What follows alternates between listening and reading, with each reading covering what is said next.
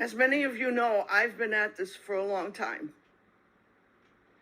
What you can't know is that I am currently, like thousands of other people, struggling with complex grief. Part of what is happening under this pandemic is that every single day, every week, thousands of people are dying. And guess who are the most prevalent? Guess what? People with pre-existing conditions and elders. And guess what? I'm both now. I'm 72. And I've had a whole bunch of people die. And a lot of them were fighting for life, and some of them were fighting to get services they qualified for, but they were on a waiting list, and they died. Now that's what the Public Health Committee should be dealing with. Passing something that enhances suicide? No. Ableism is a public health crisis in Connecticut, the United States, and throughout the world.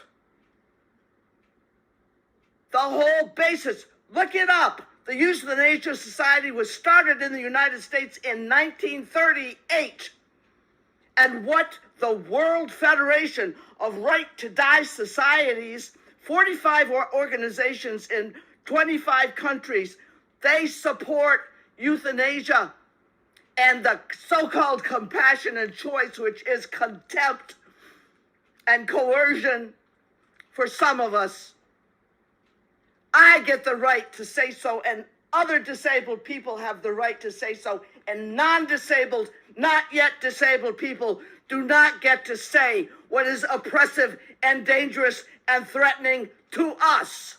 You do not have that right. I'm begging you. Please, I'm here to represent the people that are suffering and dying and are terrified right now because they can't get the help that they need, and they don't want to draw attention to themselves, because we will get put away in those horrible institutions that are death camps. And if you don't believe that, just look at the statistics.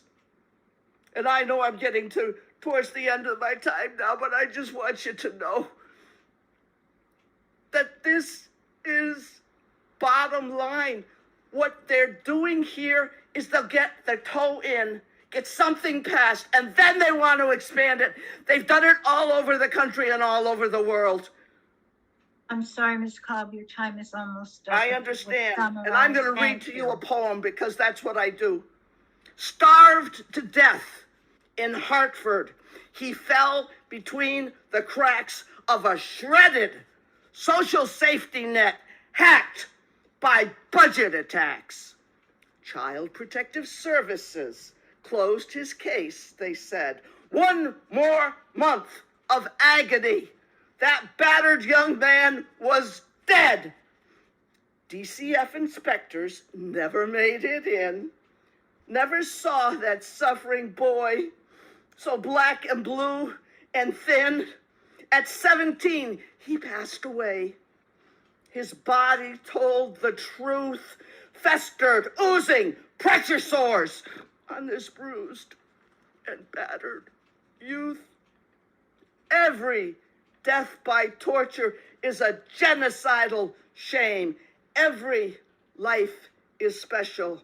Matthew Torado is his name, and some of us do know that we're expendable, and the system tells us so. And if you pass this, you support that system that kills us.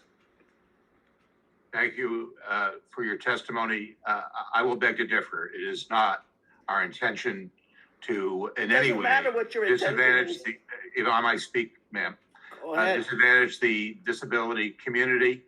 And you can hear with great confidence that this committee is dedicated to addressing many of the healthcare access and shortcomings that have been exposed by the pandemic. And we have several bills that are intended to address this, not merely in the short term, but for the long term. And that we certainly do need to do much, much more for the disability community. And there are many dislocated by this pandemic for whom we are very much aware. So thank you for your testimony today.